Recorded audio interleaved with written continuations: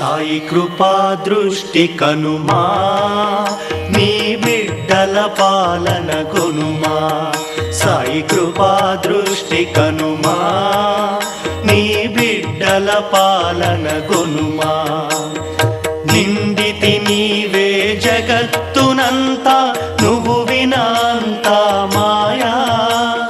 నిండితి నీవే జగత్తునంతా, నువ్వు వినాంతా మాయా. సాయి కృపా దృష్టి కనుమా, నీ బిడ్డల పాలన కొనుమా. సాయి కృపా దృష్టి కనుమా, నీ బిడ్డల పాలన కొనుమా. నే ఒక అంధుని రంధిత బంధిని, ప్రభు దర్శనమే ఇమ్మా. శ్రీ సచ్చిదానంద సద్గురు సాయినాథ్ మహారాజ్ కే జై.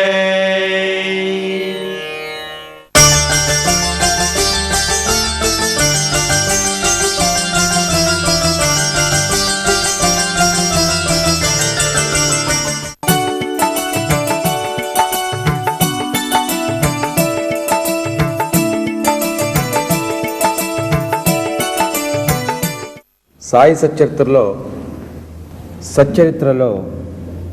9వ అధ్యాయంలో ఉండే కథలను, విషయాన్ని మనం గుర్తు చేసుకుందాం. ఇప్పుడు ప్రతి అధ్యాయంలో హేమాధిపంత వ్రాస్తున్నటువంటి కథలు ఏవైతే ఉన్నాయో, విషయాలు ఏవైతే ఉన్నాయో, అవి మనస్సుకు హత్తుకునేటట్టుగా, భక్తుడి మనసులో ఉండేటువంటి ఆలోచనలు తెలుసుకున్నాడా అన్నట్టుగా చక్కగా సచ్చరిత్ర పారాయణం వల్ల చాలామంది భక్తులు ఎంత బాగున్నాయా, ఎంత రుచికరంగా ఉన్నాయా, ఎంత ఆనందం కలిగిస్తున్నాయా అని తనకు తానుగా చెప్పుకునేటట్టుగా ఈ కథలను హేమాధిపంత ద్వారా బాబా గుర్తు చేసినట్టుగా ఉంటుంది. 9వ అధ్యాయంలో మొదట చెప్పిన విషయం ఏమిటంటే, షిరిడీకి ఎవరైనా వచ్చినా బాబా అనుమతి కనుక లేకపోతే వెళ్ళిపోవడానికి, అప్పుడు వాళ్ళు ఒకవేళ వెళితే, బాబా అనుమతి లేకున్నా కూడా ఏం కాదులే అనుకుని వెళితే వాళ్ళు ఎలాంటి అనుభవాలను పొందారో ఆ విషయాలు చెప్పారు. దానికి ఉదాహరణగా తాత్యా బాబాను వచ్చి ఒకరోజు అడిగారట, నేను కోపరగాంకు వెళ్తాను స్వామి, పని ఉన్నదని. అప్పుడు బాబా అన్నారట వద్దు అన్నారు. కానీ వెళ్ళాడండి. వెళితే చాలా ఇబ్బంది పడ్డాడు, రోడ్డు మీద పడాల్సి వచ్చింది. ఆయనకు దెబ్బలు తగలలేదండి, కాస్త క్షేమంగానే ఇంటికి చేరాడు. అలాగే ఒక ఆయన యూరోప్ కంట్రీ నుంచి వచ్చాడు, షిరిడీకి వచ్చి బాబా గురించి ఎవరో చెప్తే వచ్చాడు. ఒక రోజు 2 రోజులు ఉన్నారు. ఆయనకేమిటంటే బాబా చెయ్యి పట్టుకొని బాబాను ఆ చెయ్యితో ముద్దాడాలనేటువంటి ఒక కోరిక ఉండేది. కానీ బాబా దానికి ఒప్పుకోలే. ఇంకా ఆయనకి ఎందుకో మరి విసుగు పుట్టింది. అప్పుడు ఆ వ్యక్తి అన్నారు నేను వెళ్ళిపోతానని. బాబా వద్దన్నారు, 2-3 రోజులు ఉండని. ఆయన అట్లనే అంటాడులే అని అనుకొని ఈ వ్యక్తి వెళ్ళాడు. జరిగింది ఏంటంటే, కోపరగాంకు ఆయనకు బాగా డబ్బులు ఉన్నాయి, మంచి గుర్రాలు తీసుకుని టాంగాలో బయలుదేరి వెళ్ళాడు. కోపరగాం వెళుతున్నాడు, ఆ గుర్రాలు కాస్త వెనక్కు తిరిగిపడ్డాడు బాగా. దాంతో చివరికి రోడ్డు మీద ఈడవబడ్డాడట అండి. హాస్పిటల్లో చేరాడట. అప్పుడు అనుకున్నాట, బాబా వద్దన్నాడు, నేను ఈ రకంగా కోపరగాం లేకపోతే నాకు అసలు ప్రాణం పోయిండేది అని అనుకున్నాట. ఈ విషయాలను చెప్పిన తర్వాత హేమాధిపంత్ ఈ సచ్చరిత్రలో 9వ అధ్యాయంలో భిక్ష యొక్క ఆవశ్యకత గురించి మళ్ళీ గుర్తు చేశాడండి. పోయిన అధ్యాయంలో మనం గుర్తు చేసుకున్నాం. దీంట్లో అసలు బాబా భిక్ష చేయవలసినంత అవసరం ఏమిటి, అవసరం ఉందా, అలాంటి ఆ భిక్ష ఎందుకు చేస్తారు ఆయన అనే విషయాన్ని గురించి హేమాధిపంత్ గుర్తు చేశారు. దాంట్లో మనము పోయిన అధ్యాయంలో గుర్తు చేసుకున్నట్టుగానే ఈ భిక్ష అనేటువంటిది బిచ్చగాడు అనేటువంటి దానికి పోల్చకూడదండి. ఆ భిక్ష అనేది ఎందుకు చేస్తారంటే, వాళ్ళు మనలో ఉండేటువంటి అహంకారాన్ని తొలగించడం కోసం భిక్ష అడగడానికి వస్తారు. అందుకనే చెప్తారు భాగవతంలో, భగవంతుడు నీ ఇంటికి ముందుకు భిక్షకు ఆయనకేదో కావాలని రాడట. దేనికోసం వస్తారంటే, నీలో ఉండేటువంటి ఆత్మశక్తిని గుర్తు చేయడం కోసం వస్తారట. ఆ రకంగా అంతే, నీలో ఉండేటువంటి ఒక ఆత్మశక్తి ఏదైతే ఉందో దాన్ని గుర్తు చేయడం కోసం నీ ఇంటికి ముందుకు వస్తారట. హేమాధిపంతి 9వ అధ్యాయంలో ఇంటికి ముందుకు వచ్చాడు సాయిబాబా, వచ్చి ఆ రకంగా భిక్ష అడిగారంటే నిజంగా షిరిడీ ప్రజలు ఎంత పుణ్యం చూసుకున్నారా, ఇంటింటికి ఆ రకంగా వచ్చి. మరి ఆ రకంగా వచ్చినటువంటి బాబా ఎందుకలాగా వచ్చాడని చెబుతూ హేమాధిపంత్ అంటున్నారు, గృహస్థులందరూ కూడా వాళ్ళకు తెలియకుండానే కొన్ని పాపములను చేస్తారు. వాటిని పంచశూనాలు అంటారు. దంచడం, రుబ్బడం, విసరడం, పాత్రలు కడగడం, ఇళ్ళు ఊడ్చడం, తుడచడం, ఇవి చేయడం వలన వాళ్ళకు కొన్ని పాపాలు వస్తాయి. వాటిని పోగొట్టుకోవడానికి వాళ్ళు కొన్ని యజ్ఞాలు చేయాలట. వాటిని ఏమిటంటారంటే బ్రహ్మయజ్ఞమని, వేదాధ్యయనమని, పితృయజ్ఞమని, దేవయజ్ఞమని, భూతయజ్ఞమని, అతిథి యజ్ఞమని చేస్తారు. వీటిలలో ప్రత్యేకించి ఈ బ్రహ్మయజ్ఞం అంటే ఒక ఋషి లాంటి మహాత్ముడికి చక్కగా ఏదన్నా ఆయనను సేవించుకోవడం, ఇవి చేస్తే ఆ పాపాలు పోతాయట. మరి ఋషి, పరమాత్మ, సన్యాసి ఆ రకంగా ఇంటి ముందుకే వచ్చి అడుగుతున్నట్టు ఎక్కడో అడవులకు వెళ్ళి, ఎక్కడో ఏ హిమాలయాలలో ఉంటే వాళ్ళ దగ్గరికి వెళ్ళి వారిని సేవించడం అనేటువంటిది ఆ రకంగా బ్రహ్మయజ్ఞం చేయడము, లేకపోతే ఆ రకంగా చేయడం జరుగుతుంది. కానీ అది అందరికీ సాధ్యం కాదు. అందుకోసమే షిరిడీ ప్రజలు ఎంత పుణ్యం చేసుకున్నారో ఆ బ్రహ్మ, ఆ పరమాత్మ ఆ రకంగా వాళ్ళ ఇంటి ముందుకు వచ్చి ఆ భిక్ష అడగడం అనేది జరిగింది. అది చాలా విశేషమైనటువంటి అనుగ్రహం అని హేమాద్రి పంత్ ఈ రకంగా గుర్తు చేస్తూ, ఇక్కడ భిక్ష చేసేటువంటి వ్యక్తి నిస్వార్థ భావంతో భిక్ష చేయడం జరగాలట. కావాలనేటువంటి ఆ కోరిక ఏ రకంగా కూడా ఉండకుండా నిస్వార్థంగా భిక్ష చేయడం జరగాలని చెబుతూ, మామూలుగా మనకు వెళ్ళి అడుక్కోవడం, వెళ్ళి ఆ రకంగా అడగడం అనేటువంటి దగ్గరకు వచ్చేటప్పటికి ఎక్కడైనా ఎంతటి స్థితిలోనైనా అడగడానికి వెళ్ళేటువంటి వాడు దాదాపుగా చిన్నవాడైపోతాడు. అందుకనే చెప్తారు చూడండి, శ్రీమన్నారాయణమూర్తి అడగడానికి వెళ్ళేటప్పటికి, అడుక్కోవడానికంటే ఇది నాకు కావాలని అడగడానికి వెళ్ళేటప్పటికి చాలా పొడగాటి మనిషి కదండి రాముడు, కృష్ణుడు. కానీ ఎప్పుడైతే అడగడం కోసం ఇది నాకు కావాలని అడగడానికి వెళ్ళేటప్పటికీ ఆయన వామనుడైపోయాడు. అంటే ఏదో అడుక్కోవడానికి వెళ్ళలేదు, అక్కడ ఆ 3 అడుగులు అడగడానికి కోసం బలిచక్రవర్తి దగ్గరికి వెళ్ళేటప్పటికి ఆయన వామనుడు అయ్యాడు. అదే కృష్ణుడు ఉన్నాడండి, ఆయన కూడా భిక్షకు వెళ్ళాడండి. విదుడి ఇంటికి వెళ్ళాడండి, తిన్నాడు, వచ్చాడండి నాకు ఇది పెట్టు అని. అక్కడేమైనా పొట్టివాడు కానీ అక్కడ అడిగింది ఏమిటి? భిక్ష అడిగాడు ఆయన. కానీ అది పెట్టినటువంటి వ్యక్తి ఆ విదుడు ఏం పెట్టాడు మనకందరికీ తెలుసు. అసలు ఆశ్చర్యపడ్డాడండి. నా ఇంటికి వచ్చి ఆయన ఆ రకంగా భిక్ష అడగడం ఏమిటంటే, ఇంటికి వచ్చి ఈ పదార్థం నాకు కావాలి, నేను తింటానని కృష్ణుడు వచ్చి ఇంటికి వచ్చేటప్పుడు తబ్బిబ్బైపోయాడండి. తాను ఏమిస్తున్నాడో అది మర్చిపోయి తాదాత్మ్యంలో ఆ పరమాత్మే మా ఇంటికి వచ్చాడనే ఆనందంలో ఆ ఇచ్చినటువంటి దాన్ని ఆయన మర్చిపోలేదు కృష్ణుడు. అందుకని ఇక్కడ ఆయన భార్య చాలా ఆశ్చర్యపడింది. కృష్ణుడు ఏమిటి మన ఇంటికి ఈ రకంగా రావడం ఏమిటంటే, ఆ సులభ అనేటువంటి ఆ విదురుడి భార్య. ఇవి ఎందుకు గుర్తు చేస్తున్నానంటే, ఆ రోజుల్లో శ్రీకృష్ణ పరమాత్మ వెళ్ళి అమ్మా అయ్యా నాకు ఇది పెట్టు అని అన్నప్పుడు ఎంత గొప్పగా ఆ పెట్టినటువంటి ఆ పదార్థం ఎలాంటిది, ఏ రకంగా ఉంది, అది అరటిపండు కాదు, అరటిపండు తొక్క కాదండి. ఎంత ప్రేమతో, ఎంత తన్మయత్వంతో, ఎంత నిస్వార్థ భావనతో, ఎంత చక్కగా వినయంతో సమర్పించాడు కదా అని గుర్తు చేసుకున్నారట. అందుకని భాగవతంలో చెప్తారు, కృష్ణుడు నిర్యాణం చెందేటప్పుడు నాకు 2 గుర్తుకొస్తున్నాయని చెప్తాడు ఉద్ధవుడితో. అది ఒక విషయం ఏమిటంటే, యశోద నన్ను రోటికి కట్టేసింది నేను మర్చిపోలేను. 2వది విదురుడు నాకు పెట్టినటువంటి విందు భోజనం మాత్రం నేను మర్చిపోలేనని. ఎందుకు గుర్తు చేస్తున్నా అంటే, భగవంతుడు ఎప్పుడు సంతృప్తి పరంగా ఎవరైతే ప్రేమతో పెడతారో దాన్ని స్వీకరిస్తారు అని గుర్తు చేస్తూ, ఈ సచ్చరిత్రలో ఈ రకంగా భాగవతం కానీ రామాయణం కానీ ఈ విషయాలన్నీ మనం గుర్తు చేసుకుంటున్నామంటే, సచ్చరిత్రను వింటున్నప్పుడు మన ఆ విషయాలను గుర్తు చేసుకోవడంలో విశేషం ఏమిటంటే, ఆ పురాణాలలో ఏదైతే ఆ భగవంతుడు అవతారమని ఏవైతే మనం గుర్తు చేసుకుంటూ ఉన్నామో అలాంటి విషయాలే సాయిబాబా జీవిత చరిత్రలో కూడా మనం గుర్తు చేసుకోవడంలో పురాణమే ఇదే రామాయణం, ఇదే భాగవతం అని గుర్తు చేసుకునేటట్టుగా హేమాద్రి పంత్ చక్కటి అనేకమైనటువంటి ఆధ్యాత్మికమైనటువంటి విషయాలను చెప్తూ, భిక్షకు వచ్చేటువంటి వ్యక్తి నిస్వార్థంతో రావాలని, భిక్ష వేసే వ్యక్తి ఎలా వేయాలి అంటే, అందుకని ఇప్పుడే మనం గుర్తు చేసుకున్నట్టుగా విదురుడు అండి అక్కడ ఏ రకంగా ఈయన అహంకారం లేకుండా నేను భిక్ష వేస్తున్నాను ఉండకూడదటండి, ఏమీ ఆశించకూడదట. ఆ రకంగా భిక్ష వేయాలని గుర్తు చేస్తూ, ఆ తర్వాత ఈ భిక్షలో ఉండేటువంటి విషయాలని ఈ రకంగా బాబా ఎలా భిక్షకు వెళ్ళాడు, ఆయన ఈ రకంగా భిక్షకు వెళితే ఆ రోజుల్లో షిరిడీ ప్రజలు ఎంత పుణ్యం చేసుకున్నారు, ఇవన్నీ మనం ఇప్పుడు విన్నాం. ఇదే అధ్యాయంలో, ఈ 9వ అధ్యాయంలో హేమాద్రి పంత్ గుర్తు చేస్తూ చక్కటి ఒక విశేషమైనటువంటి ఒక అనుభవాన్ని, భక్తుల అనుభవాన్ని చెప్పారు. హేమాద్రి పంత్ చెప్పారు, ఆయన స్వయంగా నాకు ఈ అనుభవం చెప్పాడయ్యా అని చెప్పారండి. ఎవరంటే ఆయన తర్కడ్. ఈ తర్కడ్ తర్కడు భార్య, తర్కడు కొడుకు, వాళ్ళ తల్లి అందరూ బాబా భక్తులేనండి. ఎక్కడ ఆత్మారాం ఆయనకు చాలా గొప్ప ప్రేమ బాబా అంటే. ఓ సందర్భంలో ఆయన పొందిన అనుభవాన్ని హేమాద్పంత్కి చెప్పారు.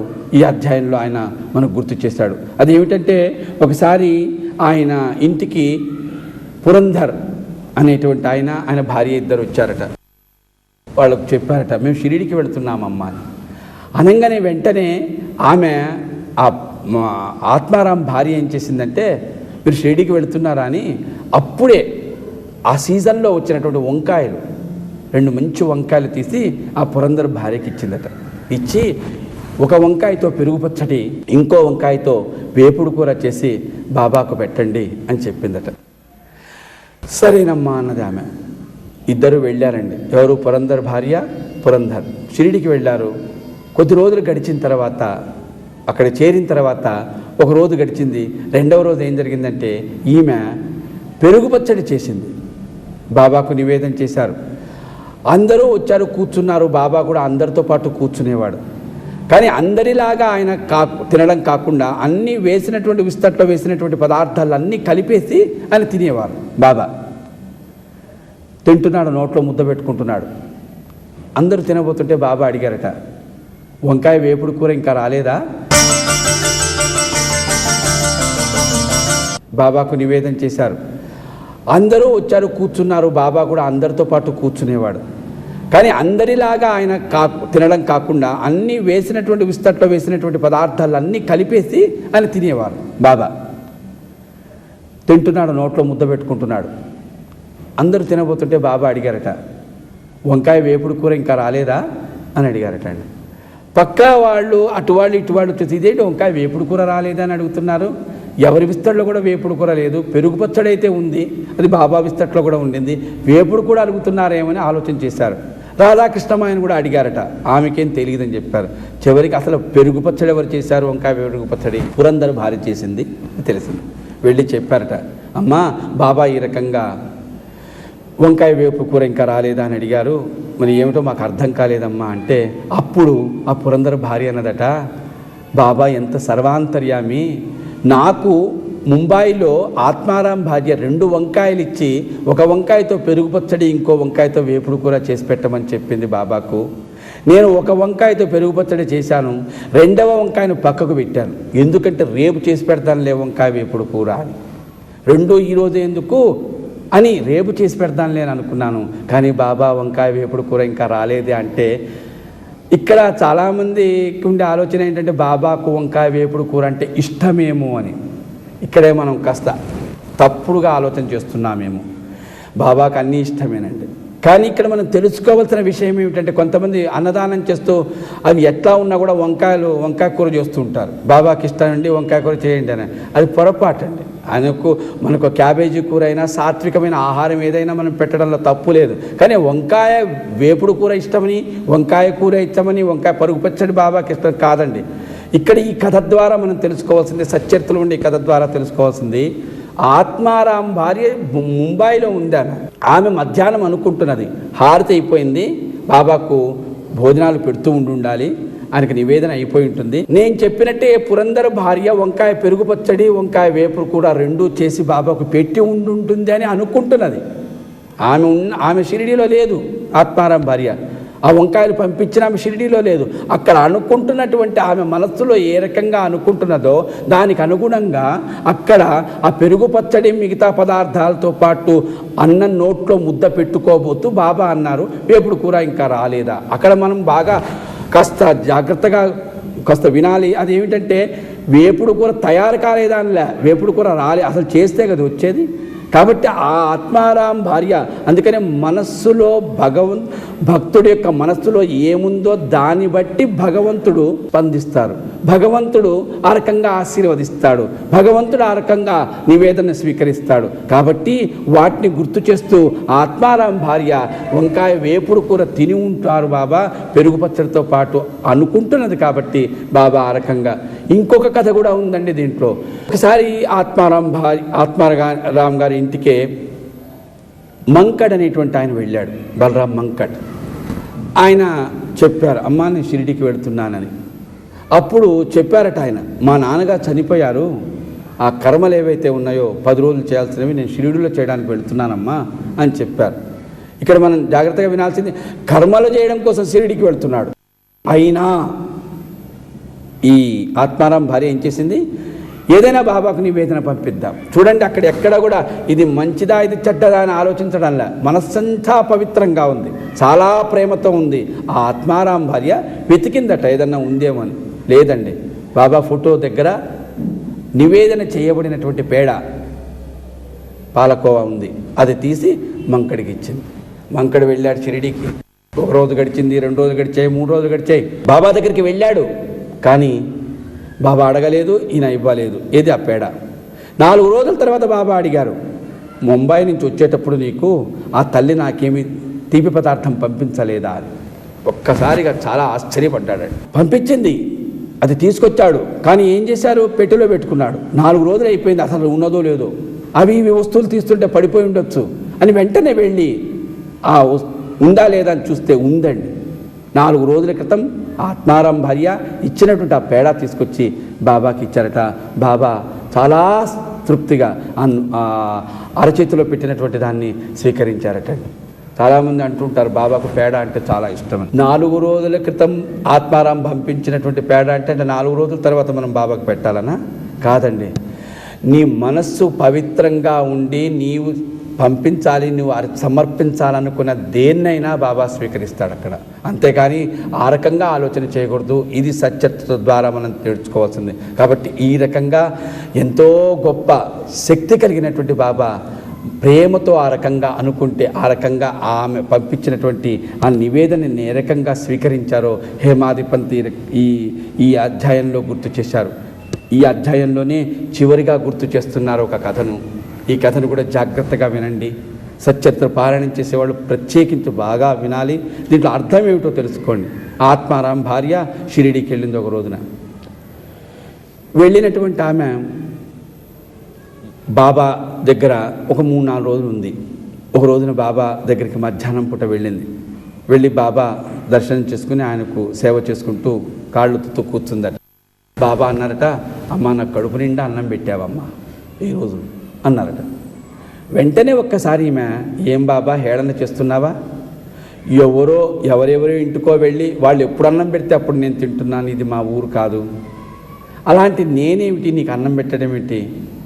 బాగా త్రేణుపులు వస్తున్నాయమ్మా, సంతుష్టికరంగా అన్నం పెట్టావమ్మా, కడుపు నిండా పెట్టావు తల్లి అంటున్నావే, ఏం బాబా హేళన చేస్తున్నావా? అంటే నీకు వండి నేనేం పెట్టలేదని నాకు అర్థంగా అంటున్నావా అంటే, లేదమ్మా, నువ్వు అన్నం తినేటప్పుడు నీ విస్తరికి ఎదురుగ్గా ఎవరైనా వచ్చారా, ఏదన్నా వచ్చిందంటే, బాబా ఒక కుక్క వచ్చింది బాబా, దాని వెనకాల ఇంకేదన్నా ఉందా, ఒక పంది ఏదో దూరంగా కనిపించింది బాబా, కుక్క వచ్చింది కదా నీ దగ్గరికి, ఆ విస్తర్ దగ్గరికి నువ్వు తింటున్నప్పుడు నువ్వేం చేసావమ్మా?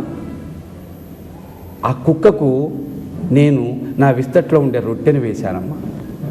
జాగ్రత్తగా నిదానంగా కుక్కకు నా విస్తట్లో ఉండే రొట్టెని వేశాను బాబా అనగానే బాబా వెంటనే అడిగారు, ఎందుకు వేశావమ్మా? దానికి ఆత్మారాం భార్య సమాధానం ఏం చెప్పింది? చాలామంది అనుకునేది బాబాకు చాలా ఇష్టమైనటువంటివి కుక్కలు, కాబట్టి కుక్కకు అన్నం పెడితే, కుక్కకు రొట్టె వేస్తే బాబాకు వేసినట్టే.